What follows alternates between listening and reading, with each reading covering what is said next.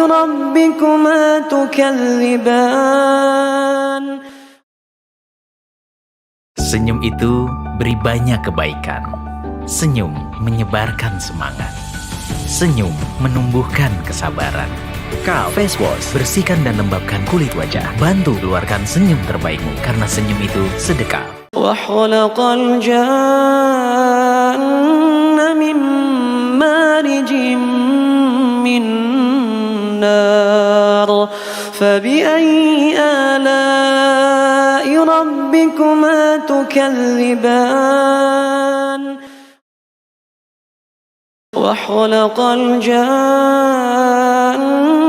من مارج من نار فبأي آلاء ربكما تكذبان.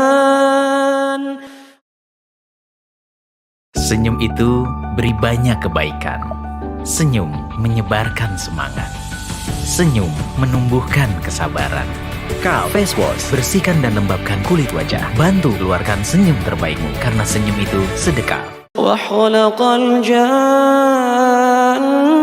من مارج من نار فبأي آلاء ربكما تكذبان. وخلق الجن من مارج من نار فبأي آلاء ربكما تكذبان. Senyum itu beri banyak kebaikan.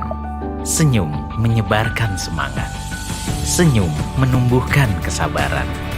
Face Wash, bersihkan dan lembabkan kulit wajah. Bantu keluarkan senyum terbaikmu, karena senyum itu sedekah. وخلق الجن من مارج من نار فبأي آلاء ربكما تكذبان. وخلق الجن من مارج من نار فبأي آلاء ربكما تكذبان. Senyum itu beri banyak kebaikan. Senyum menyebarkan semangat. Senyum menumbuhkan kesabaran. Face Wash, bersihkan dan lembabkan kulit wajah. Bantu keluarkan senyum terbaikmu, karena senyum itu sedekah. وخلق الجن من مارج من نار فبأي آلاء ربكما تكذبان. وخلق الجن من مارج من نار فبأي آلاء ربكما تكذبان. Senyum itu beri banyak kebaikan. Senyum menyebarkan semangat. Senyum menumbuhkan kesabaran. Face Wash, bersihkan dan lembabkan kulit wajah. Bantu keluarkan senyum terbaikmu, karena senyum itu sedekah. وخلق الجن من مارج من نار فبأي آلاء ربكما تكذبان. وخلق الجن من مارج من نار فبأي آلاء ربكما تكذبان. Senyum itu beri banyak kebaikan. Senyum menyebarkan semangat. Senyum menumbuhkan kesabaran. Face Wash, bersihkan dan lembabkan kulit wajah. Bantu keluarkan senyum terbaikmu, karena senyum itu sedekah. وخلق الجن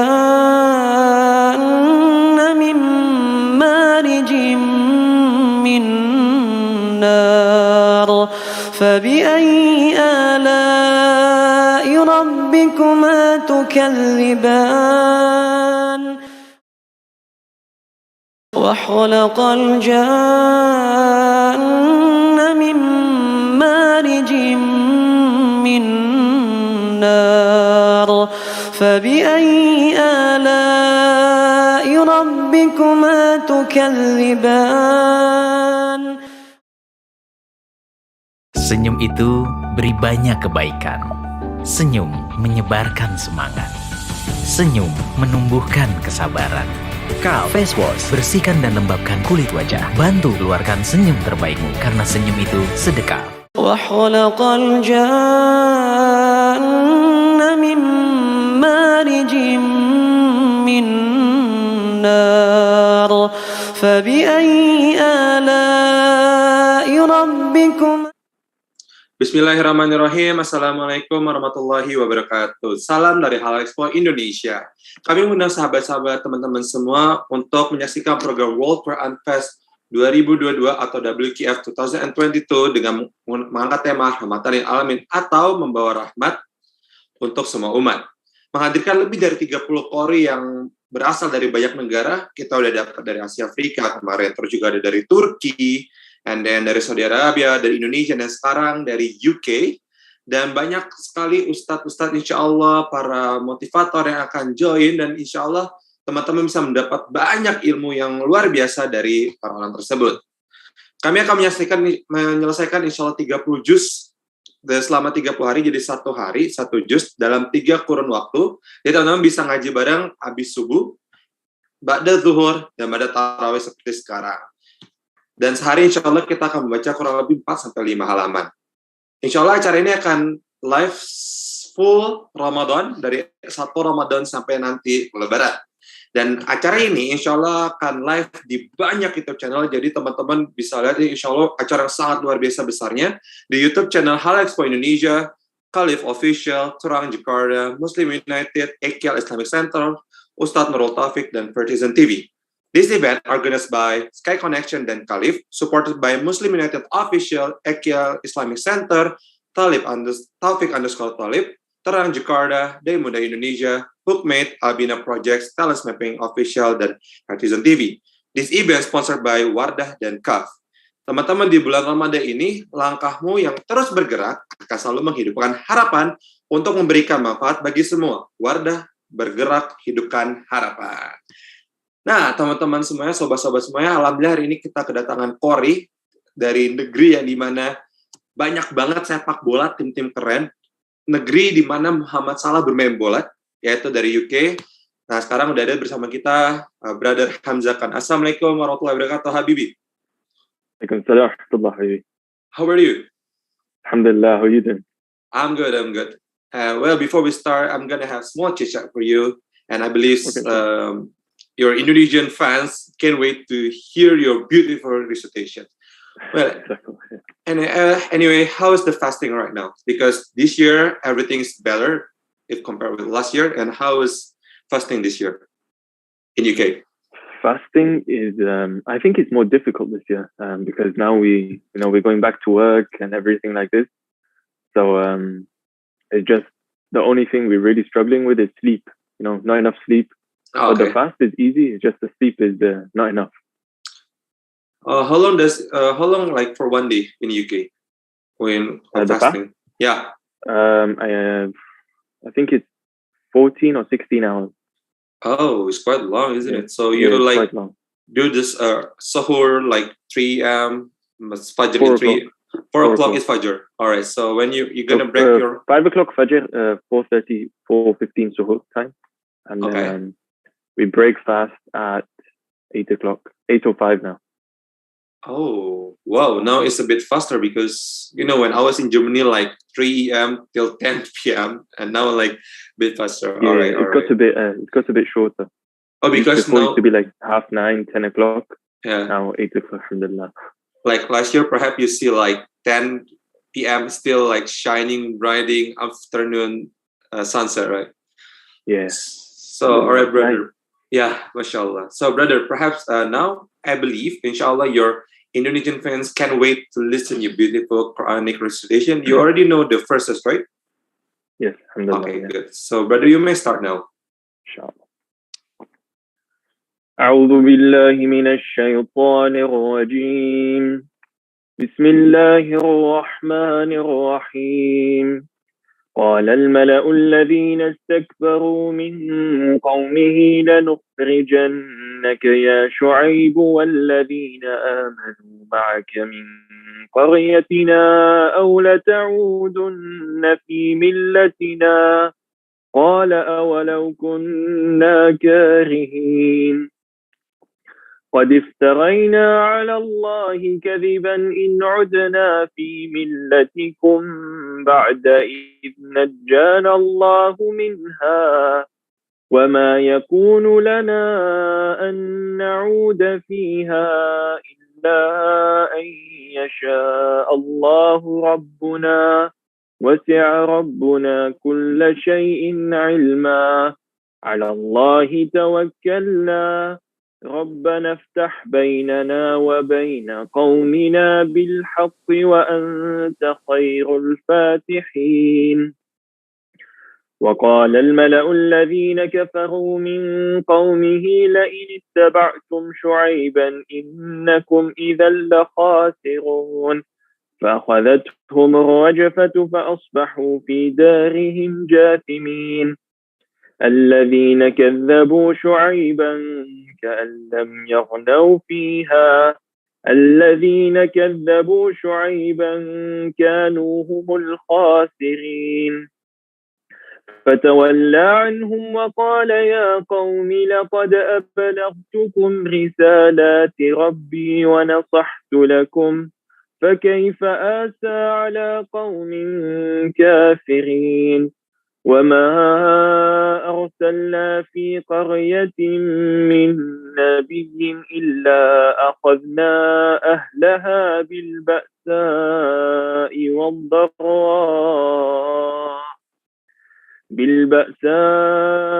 والضراء لعلهم يضرعون ثم بدلنا مكان السيئة الحسنة حتى عفوا وقالوا قد مس آباءنا الضراء والسراء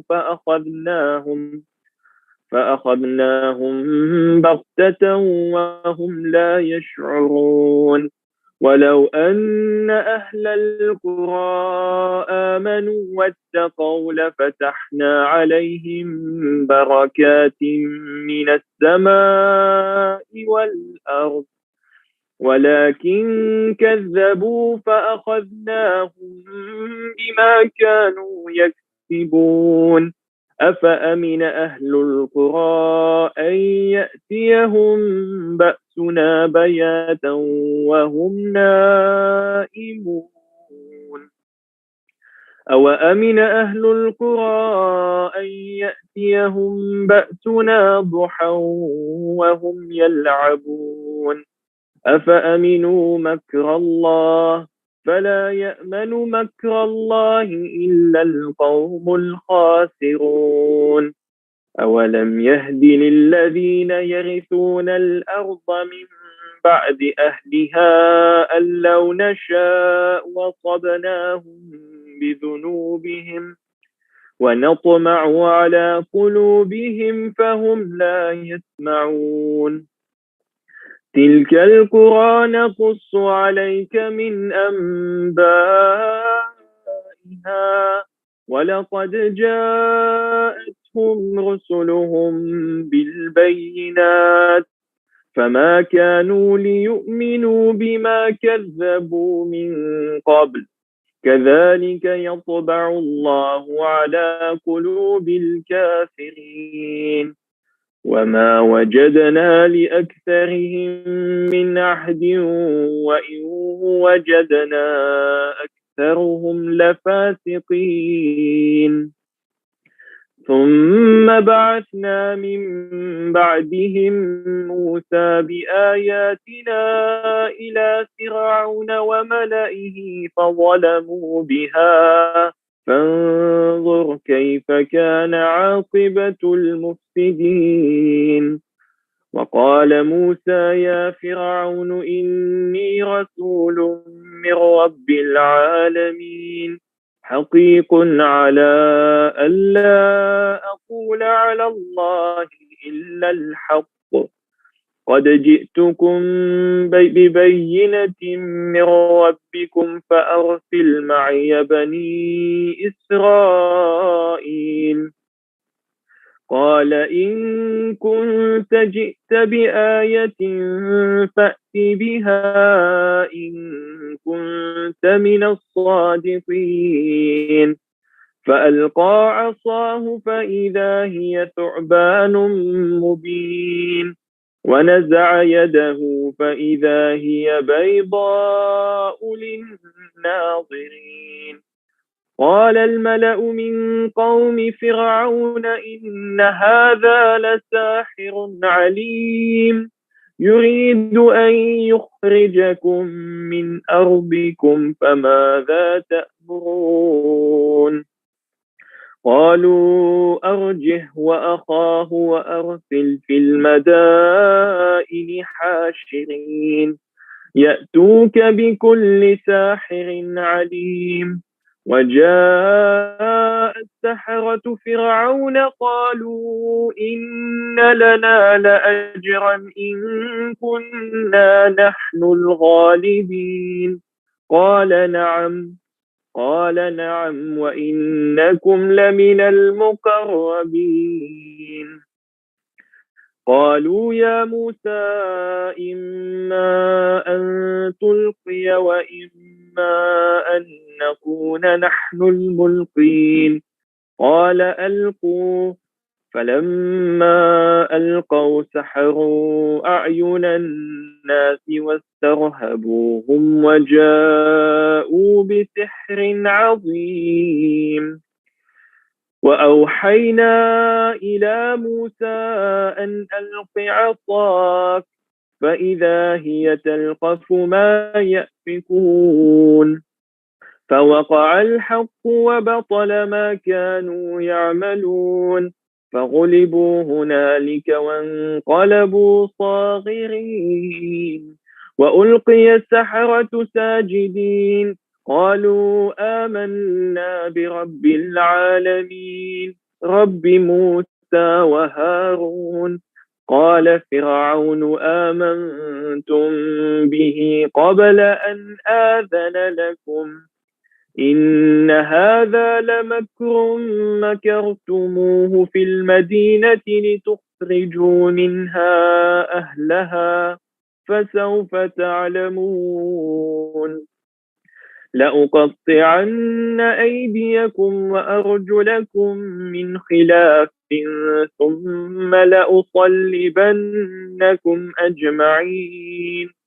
قالوا إنا إلى ربنا منقلبون.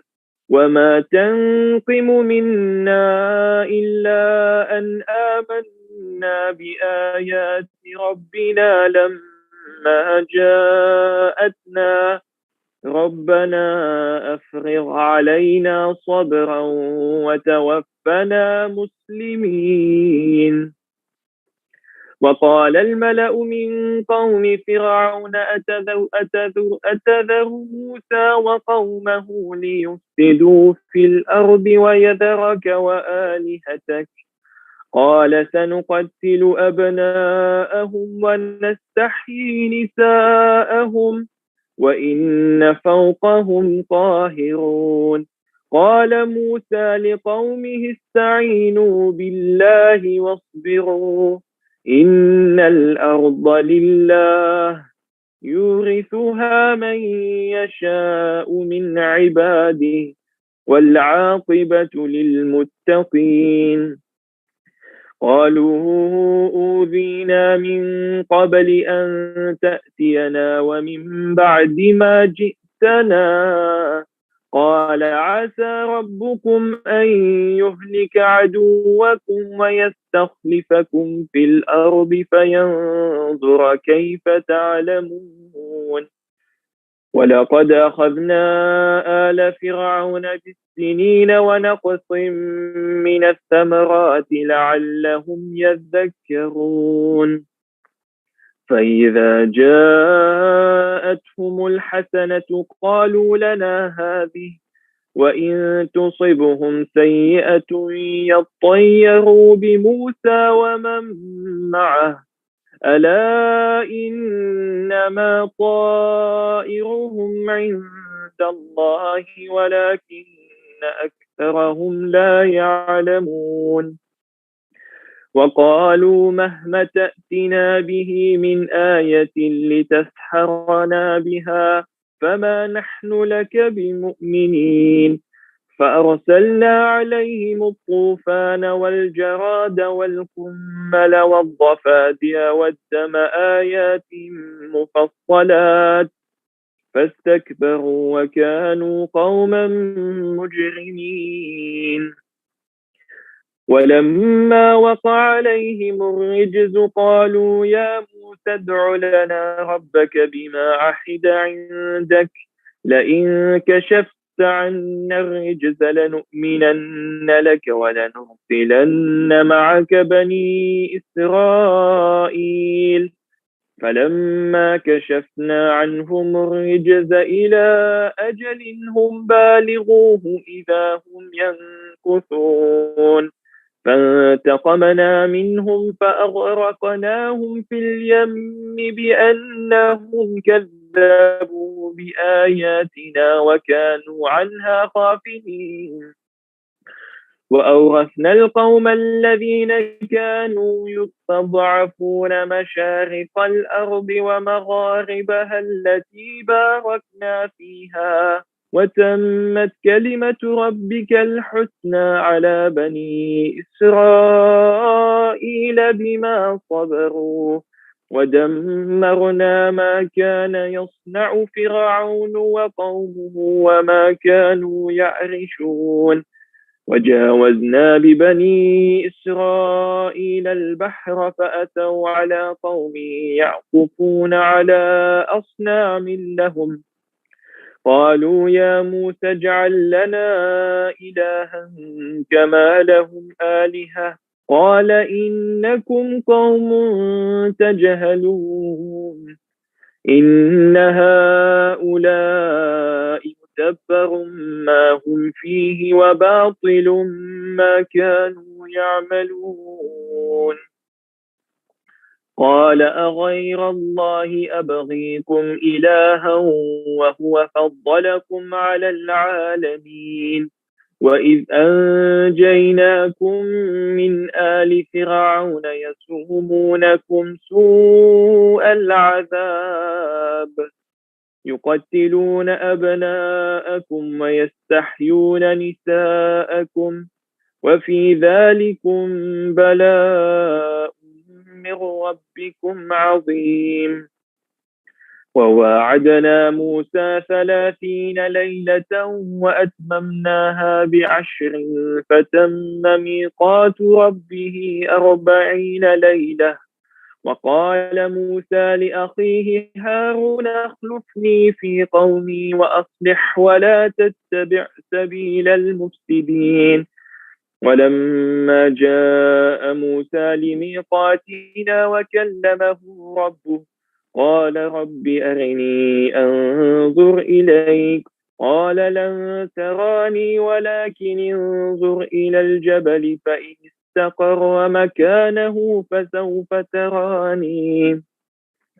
فلما تجلى ربه للجبل جعله دكا وخر موسى صعقا فلما أفاق قال سبحانك تبت إليك وأنا أول المؤمنين صدق الله العظيم.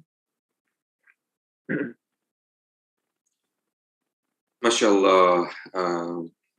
Today kita alhamdulillah udah mendengar banyak sekali lantunan ayat suci Al-Quran dan termasuk dari Brother Hamzah dari UK. So, brother, now we are like 1 week in Ramadan, so we we are already spending 7 days for fasting.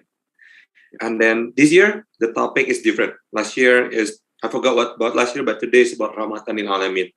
In your opinion, what is Rahmatan Lil Alamin?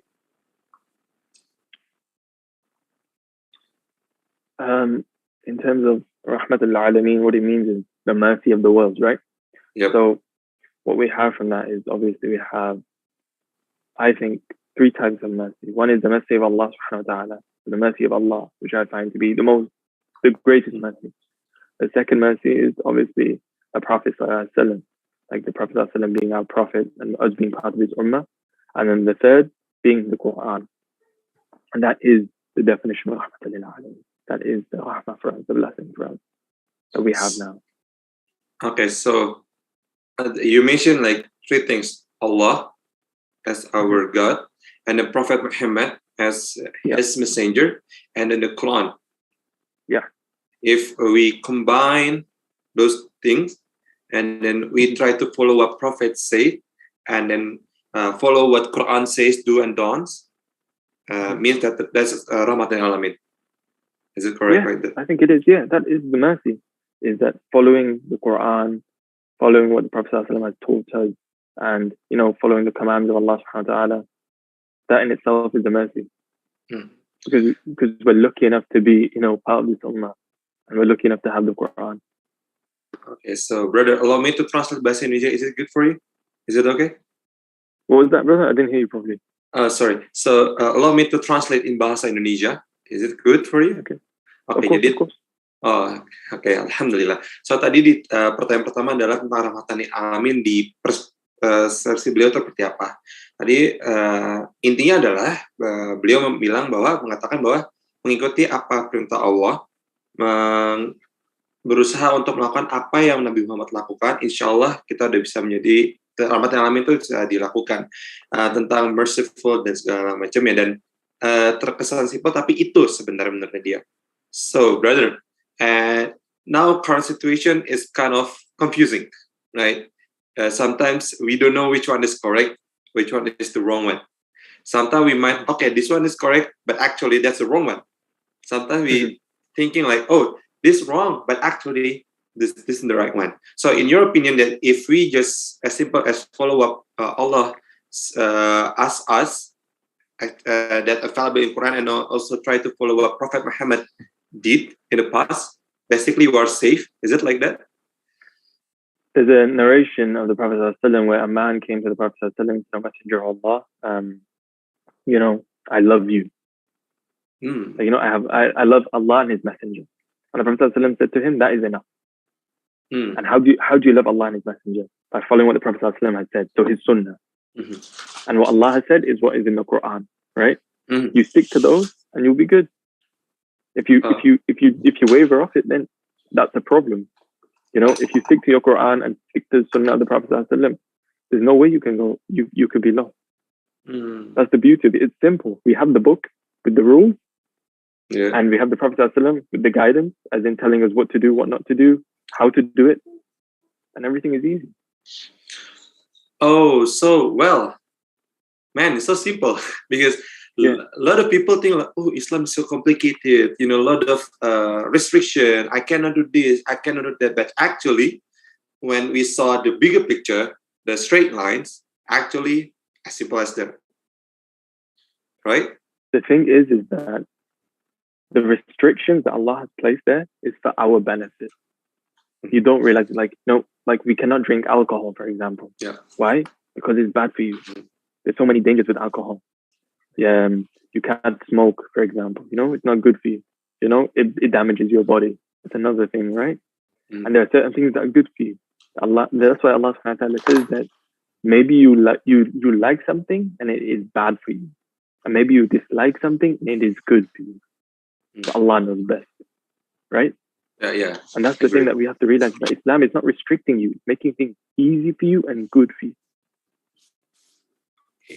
So, jadi tadi pertanyaannya tadi intinya adalah, kok terkesan banyak orang tuh mikir Islam tuh ribet karena gak boleh lakuin ini, gak boleh lakuin ini.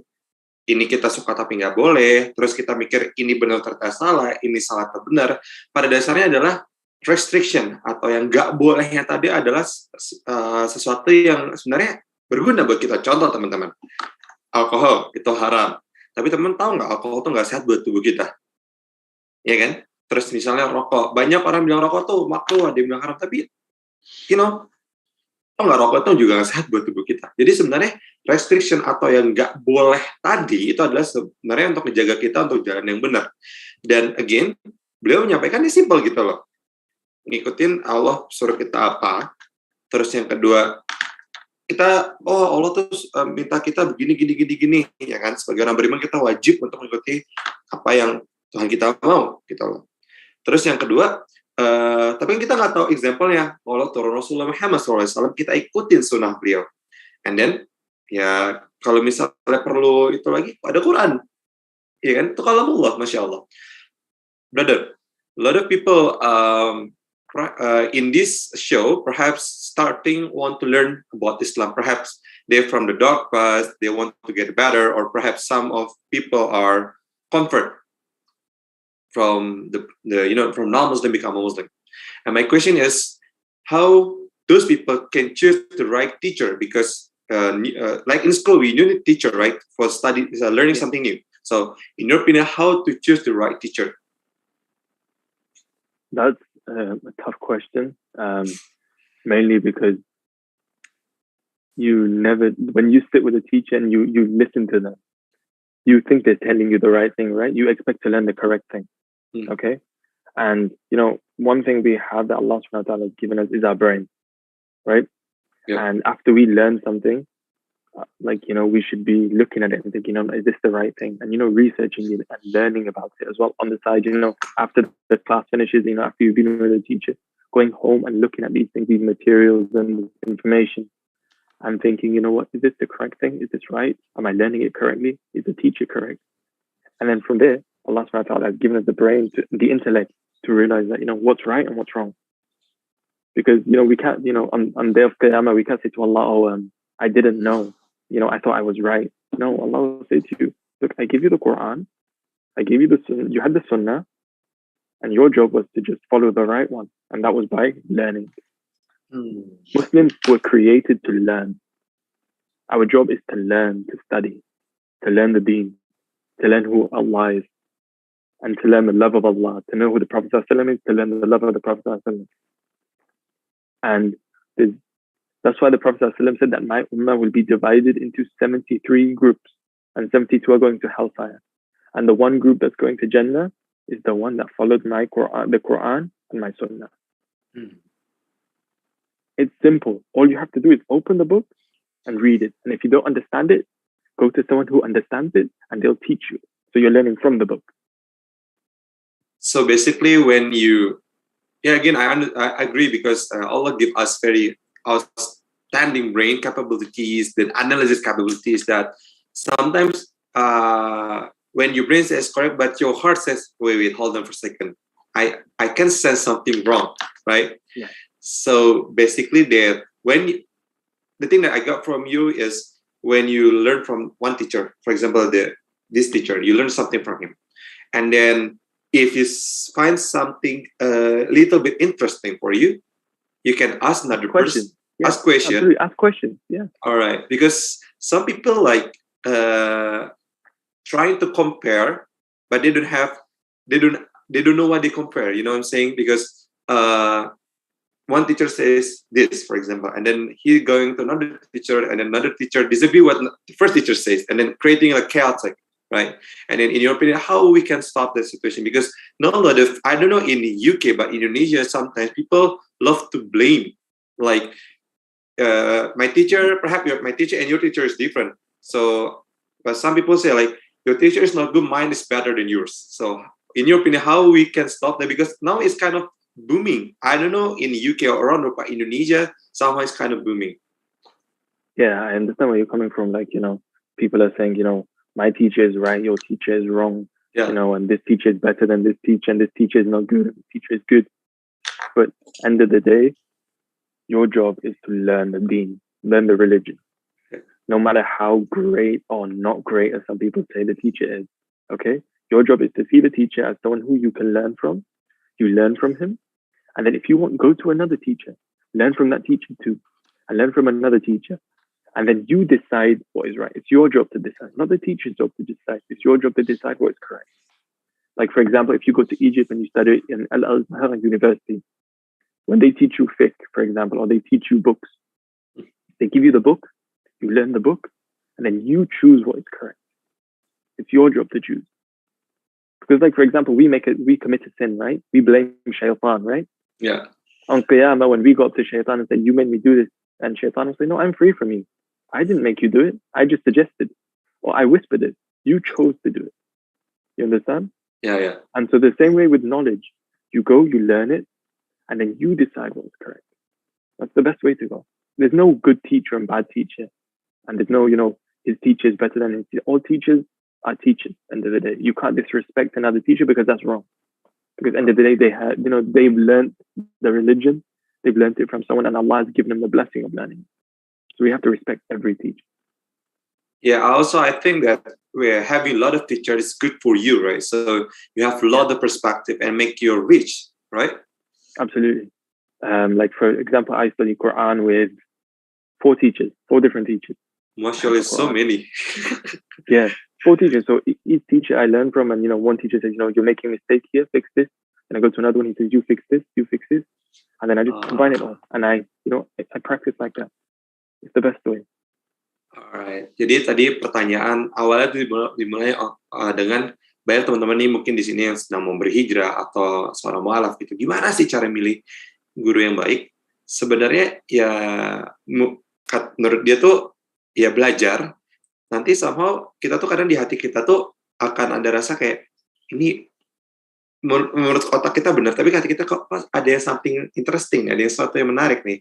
Akhirnya bisa nanya guru lain, tapi bukan berarti ketika kita dapat sebuah pendapat dari guru yang lain dan itu menurut kita lebih baik, kita menghujat yang sebelah sana karena nggak ada guru yang kamu lebih baik itu lebih buruk dan sebagainya.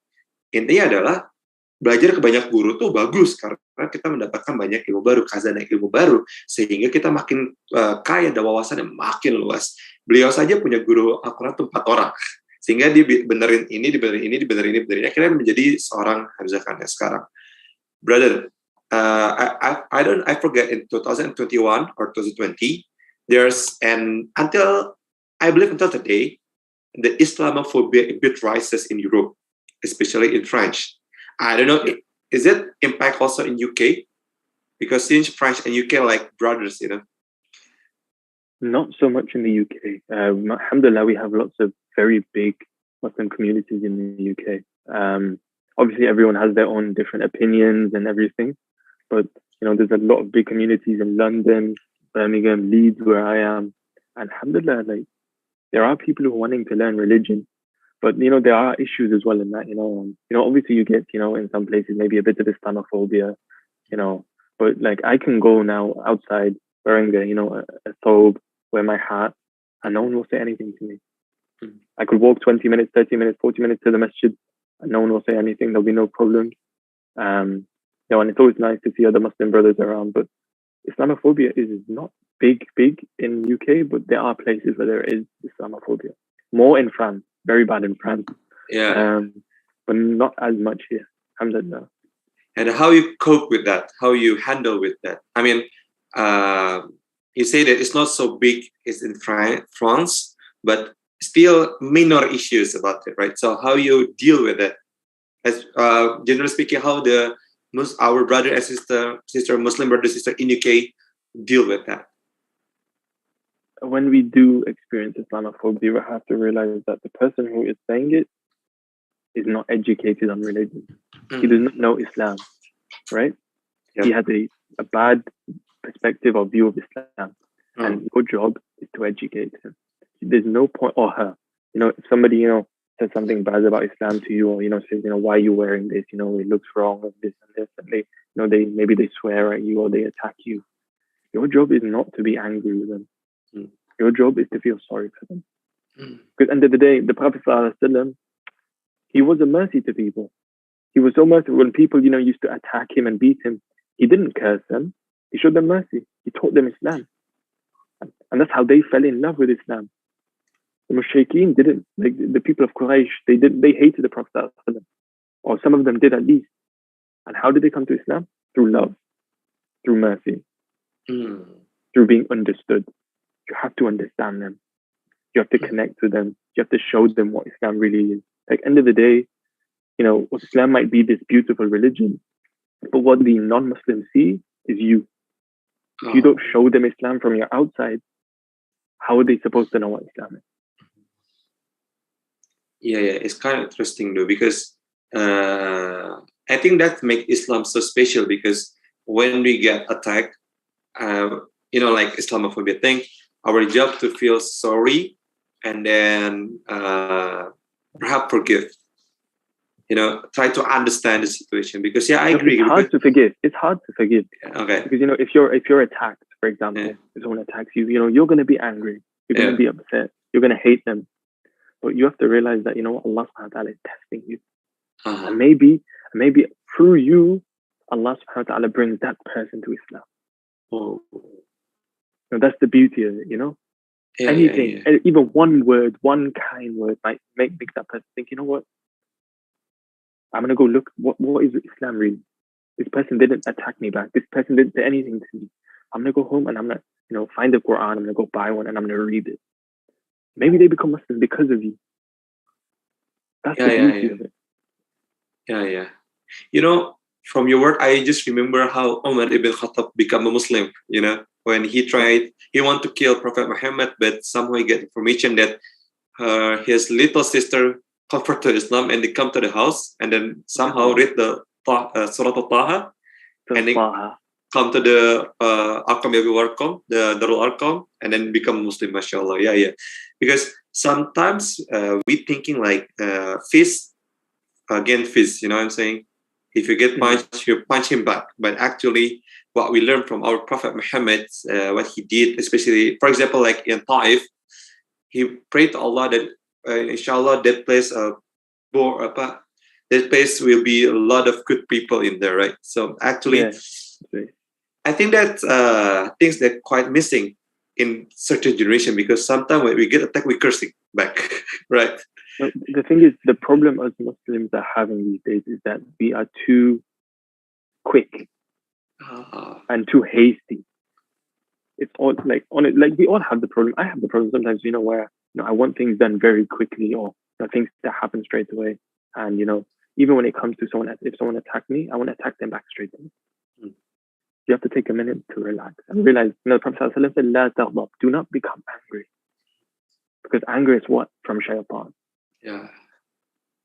And if you're angry standing up, then sit down. And if you're angry sitting down, then lay down. And what the real message is that what happened in his life to the Prophet ﷺ, where he was stoned and he was pelted with stones and he was attacked. And all his dua was literally, "Oh Allah, show mercy on them, forgive them."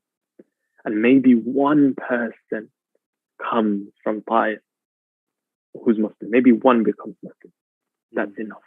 And the same way, like if you're attacked and someone swears at you and curses you, just give them peace, salam. Peace, salam. And maybe from that peace they become Muslim. Yeah.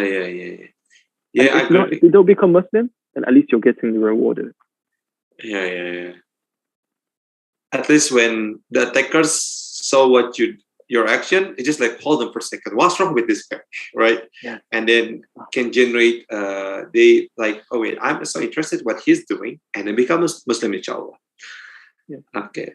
Ini menarik teman-teman, karena beberapa waktu yang lalu Islamofobia mulai naik di Eropa gitu, seperti yang di Prancis, gimana pemerintah Prancis ingin menutup banyak masjid, melarang pakai hijab dan beberapa negara Eropa.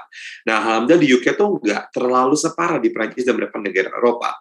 Tapi bagi dia tuh Islamofobia tuh justru ladang dakwah gitu loh. Jadi banyak seorang Islamofobia gini-gini, tapi bagi dia tuh ladang dakwah, karena apa? Bener juga kata dia tadi bilang. Kalau kita dapat orang Islamofobia, pertama yang harus kita tancapkan diri kita adalah orang ini gak ngerti agama Islam apa. Orang ini gak punya ilmu. Jadi kita sorry, kayak feel so sorry, kita merasa kayak kasihan, and then kita doain atau kita dakwahi gitu loh. Emang sih manusia kadang kalau misalnya dapat serangan itu akan responsnya adalah serang balik. Tapi lihat deh teman-teman, ketika hati mulai berbicara untuk merubah seseorang, teman-teman mungkin ingat ketika tadi yang diceritakan juga Umar bin Khattab masuk Islam. Bukankah dia waktu saat itu mau membunuh Nabi Muhammad SAW dengan membawa pedangnya digerak di tanah, tapi akhirnya dia ketemu seseorang dan bilang, Umar, adikmu tuh masuk Islam. Akhirnya dia ke rumah adiknya, mandi, baca Quran, dan masuk Islam. Dan bagaimana kisah Rasulullah SAW di Taif, ditimpukin batu, mereka tertawarin nih, mau nggak nih ke Taif ditimpain gunung, tapi Rasulullah bilang kayak didoain, dan Masya Allah karena Taif banyak banget orang soleh. Jadi intinya adalah, kalau ketemu orang yang membenci kita, menurut dia, tenang dulu. Jangan langsung serang, jangan langsung reaksi, tenang dulu, pikir, baru, mungkin dia nggak tahu. Karena banyak sekarang orang pikir dia tahu, padahal nggak tahu apa-apa. Banyak yang baru belajar, tapi sotonya luar biasa. Okay, the thing is, right now, it's kind of rare to hear Islam equal to terrorists, right? I don't know what's going on, but a couple of years ago, perhaps in the early 2000s, until some years back, how was your situation in UK? I don't know, because in America, the thing that I heard is so difficult as a Muslim because people will blame you as terrorist. You blame me as Al-Qaeda or something like that. But in UK, is it similar or more easy? To be honest, it is easier in the UK than America. I was in the UK, America for a little bit of time as well. So I very rarely experienced it there as well. Maybe in some places, but like the same with the UK, some places there will be, it will be worse than others. Some places there'll be no problem. At the end of the day, it's down to educating people, teaching people. If you're not teaching the non-Muslims about Islam, then you expect they will listen to the news, the TV. The TV is there to misguide them. The TV will always say, Muslim, terrorist, attacker, bad person, this. They will never say anything good about Islam. That's why it's so important to educate them. To hold events where you call non-Muslims, you invite them and you show them what Islam is. That's the only way to do it. There's no real issue with terrorism here, like in terms of people being called. Maybe there's a few people that say when they're angry or whatever. There's no real issue. In fact, like I remember in London a couple years ago, there's an apartment burned down, and then the Muslim people, the one that helping the people first. Yeah. There was one Quran reciter that I know that was helping as well. Like there was a lot of Muslims that helped. Yeah, I think again, I think that's the thing that kind of missing. Like again, what you said earlier, that when we get a punch, we punch them back. Like we have to stand down, relax a bit, and then like you say, these people not well educated about Islam. Yeah. Now it all comes down to education. If you're not teaching people, how do you expect them to learn anything? The same way with me and you, for example, if we are to sit down and just say we didn't know anything about Islam, if we had to sit down and just open the Quran, we won't be able to read it because it's Arabic.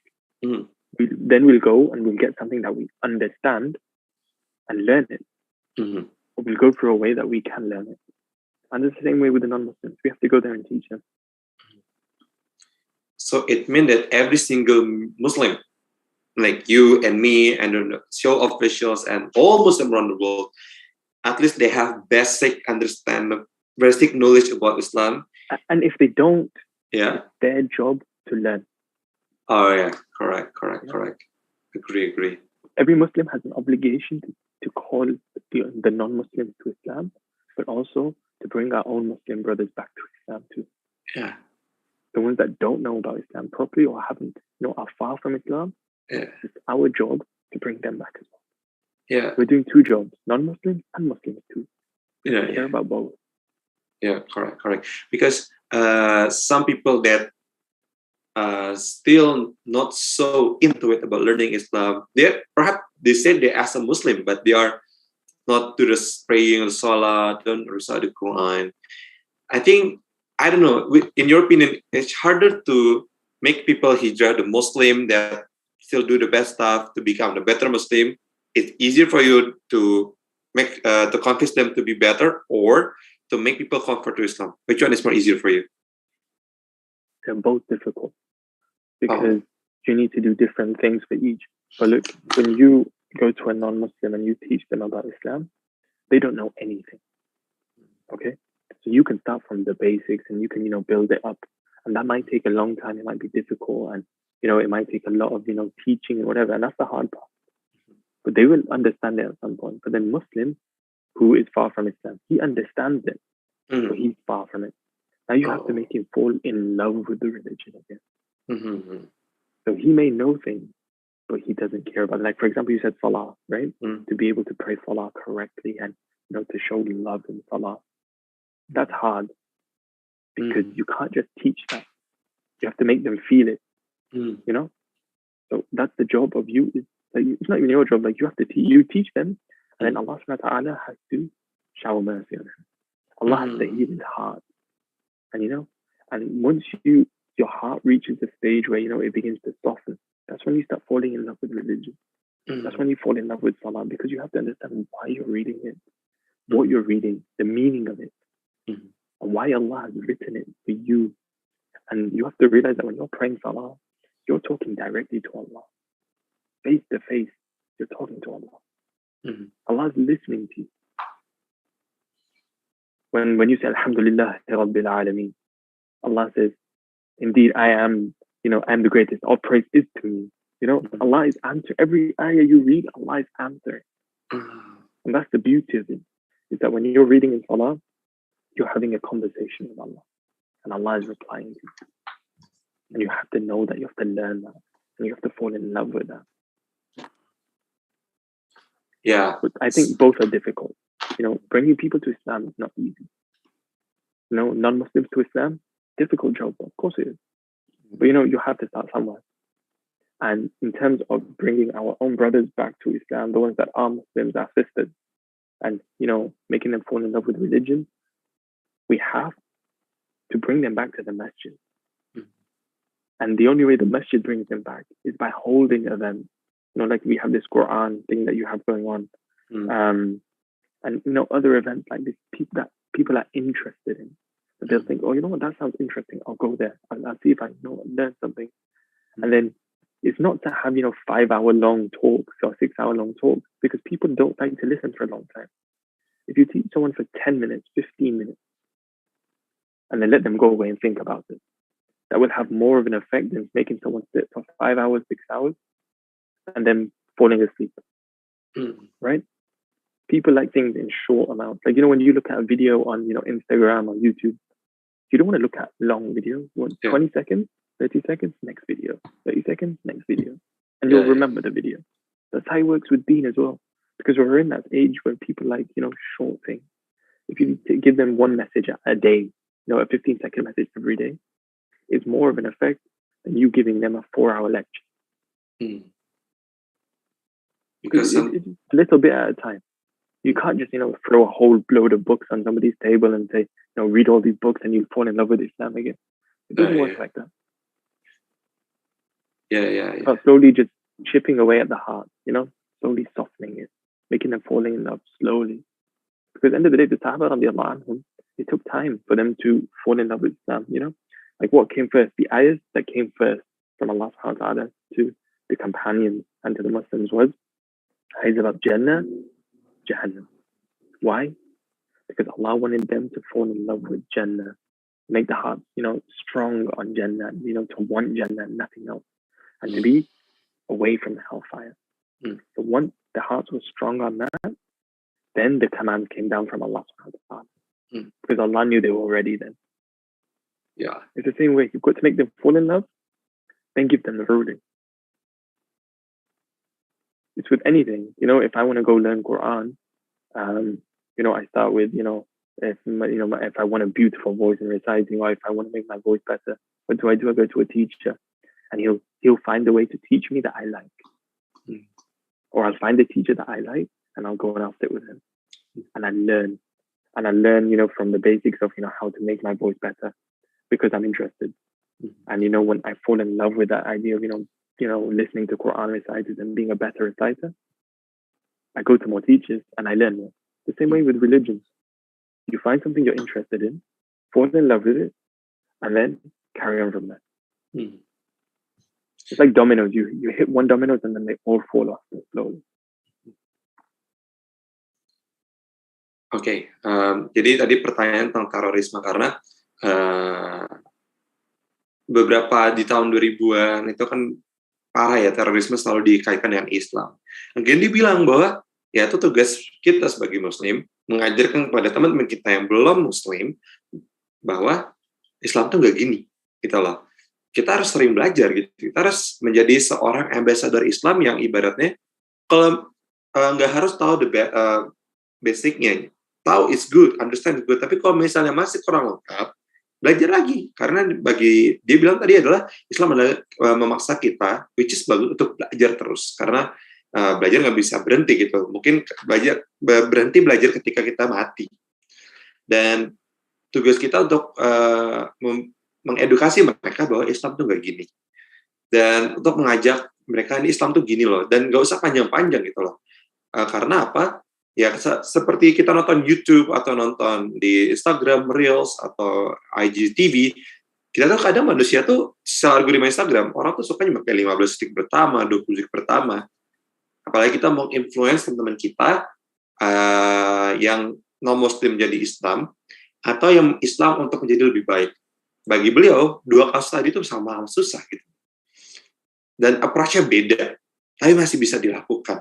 Dengan apa? Dengan kita ngerti dulu apa yang mau kita omongin, kita sampaikan dengan efektif dan tidak terlalu lama. Karena bayangin aja gini, kita baru pertama kali ke kelas, sebuah kelas, terserah apapun di benak teman-teman, tapi kasih buku sekabrik-kabrik dar, harus baca dan cintai. Mana mau, karena berat banget ya kan. Nah jadi ya pelan-pelan. So brother, the things that make interesting right now is I saw the rise of Islam. For example, in the real Ramadan, people gather to pray in TARAWIH, the SURAT Al A'raf in Times Square. And in some place in Europe, they allow to azan a bit louder than before. I don't know where it was, but I think in Germany, some part in Netherlands, I don't know in UK it's happened or not. In your opinion, is it good things for us or is it just normal thing for us? I don't understand your question. What do you mean, like? Because in the real Ramadan, I get information in New York that people in Times Square, people praying Tarawih together, the Salat of Tarawih together.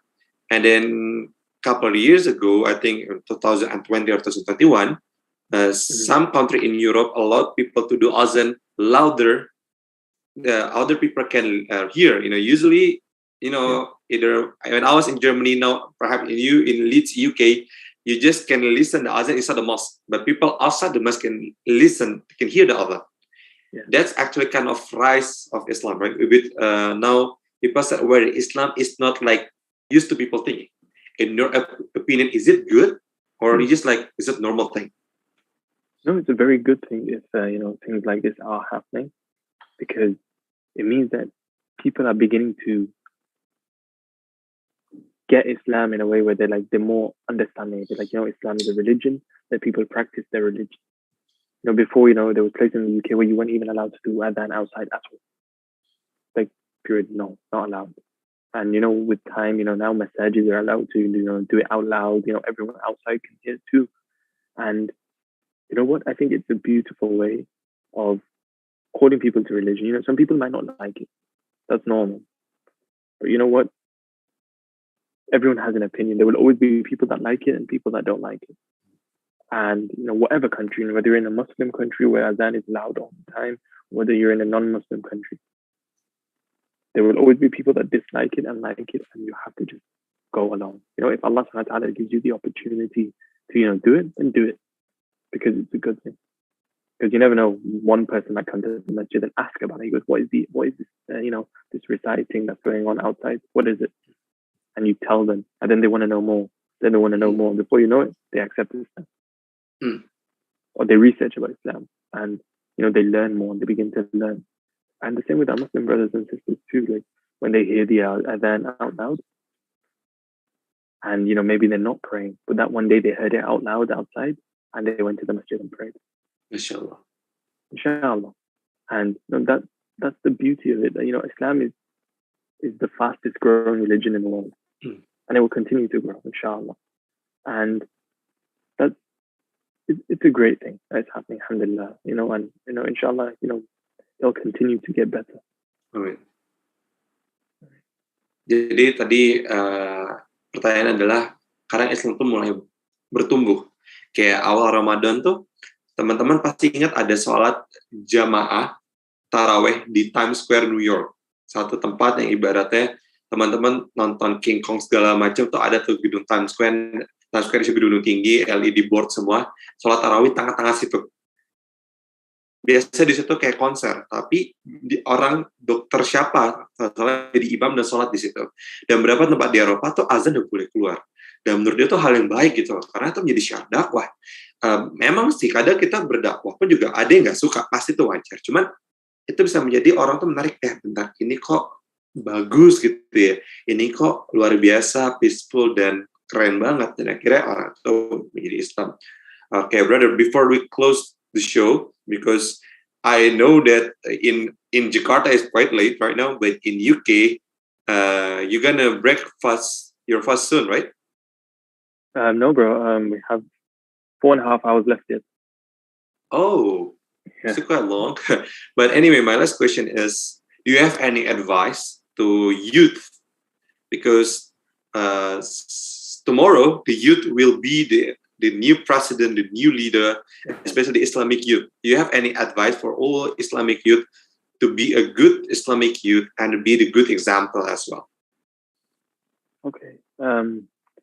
My first advice to the youth is that ask questions. That's the most important thing, is that if you don't know something, or you disagree with something, or you think, maybe I'm not sure about this, ask. The only way you'll get your answers. If someone gives an opinion about something and you don't agree with it, then ask them why they have that opinion. Learn.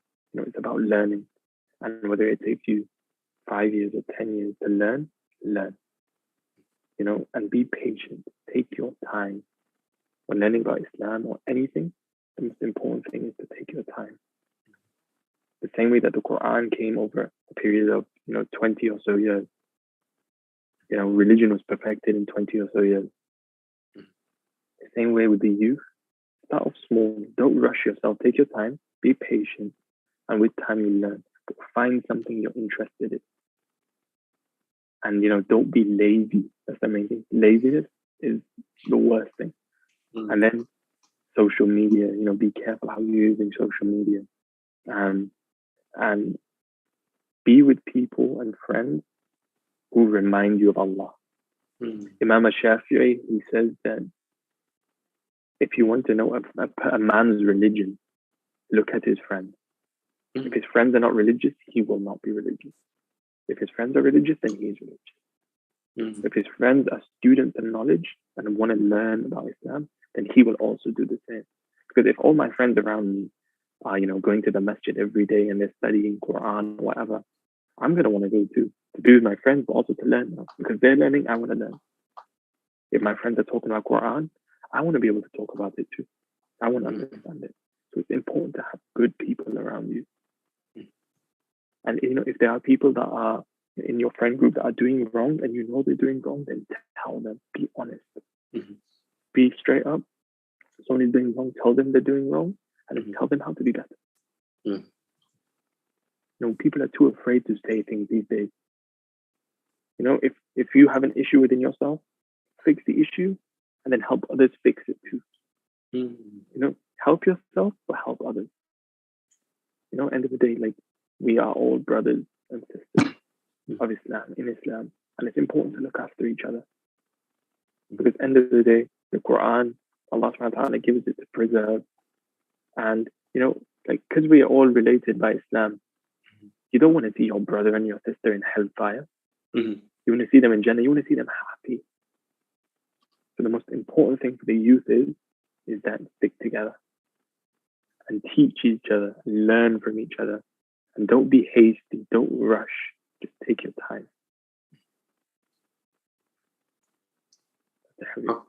Oke, jadi tadi nasihatnya adalah untuk para pemuda nih. Dia bilang adalah santai. Karena dan selalu belajar, selalu bertanya. Kalau nggak tahu, tanya, belajar terus. Kalau misalnya Anda menemukan sesuatu yang kayak, kok gini, gitu, yang sedikit meragukan bagi dia, tanya. Atau di bahasa Islamic tabayun, tanya, belajar. Karena, again, tadi seperti pertanyaan adalah, kita nih yang muda-muda akan menjadi penguasa, akan menjadi generasi yang akan memimpin, gitu lah. Dan selalu bantu orang lain. Kalau misalnya ada masalah, ya kita selesaikan dulu, terus selesaikan orang lain, bantu orang lain. Bantu orang itu dengan masalahnya. Dan kelilingi diri kita tuh dengan orang-orang yang belajar yang agamanya baik, insya Allah. Karena Imam Syafi'i bilang, ngeliat orang tuh, lihat teman-teman ya, kalau teman-teman baik, insya Allah tuh baik. Kalau enggak, ya enggak gitu loh. Dan itu sebuah nasihat yang luar biasa. Semoga teman-teman yang muda di the youth bisa menjadi penerus estafet dakwah Islam. Okay, brother, I would like to say thank you so much on behalf of the show, and I hope that either we, Alex Indonesia, visit you in UK or vice versa someday, inshallah. I would like to say thank you, and then have a good afternoon, and then I hope you enjoy your day today. You too, inshallah, habibi. Jazakallah. Yeah. Assalamualaikum. Waalaikumsalam.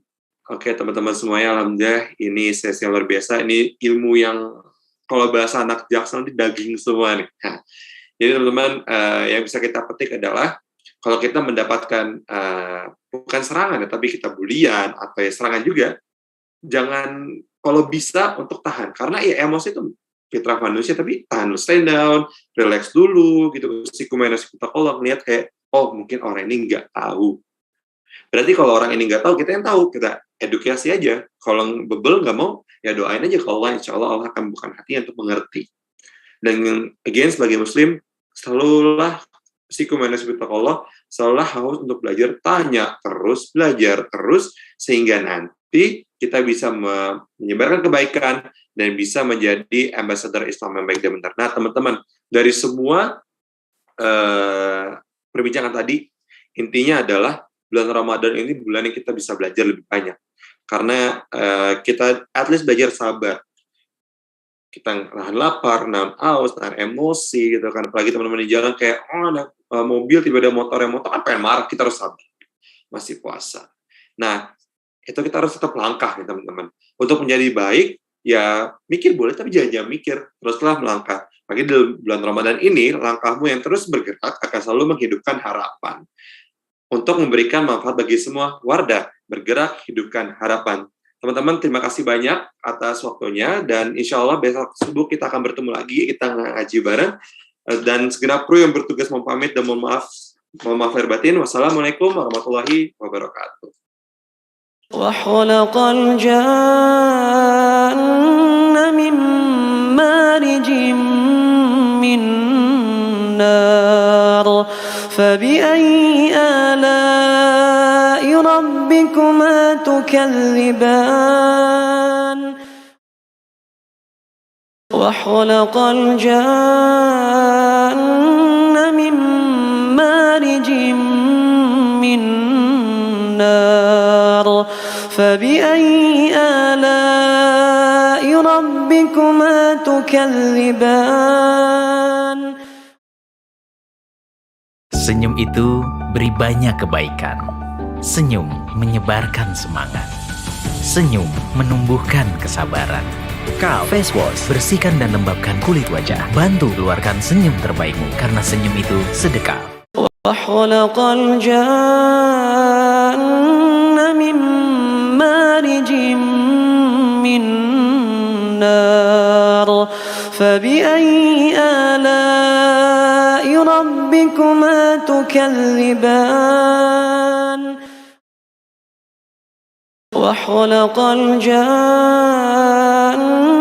من مارج من نار فبأي آلاء ربكما تكذبان. Senyum itu beri banyak kebaikan. Senyum menyebarkan semangat. Senyum menumbuhkan kesabaran. Face Wash, bersihkan dan lembabkan kulit wajah. Bantu keluarkan senyum terbaikmu, karena senyum itu sedekah. وخلق الجن من مارج من نار فبأي آلاء ربكما تكذبان. وخلق الجن من مارج من نار فبأي آلاء ربكما تكذبان. Senyum itu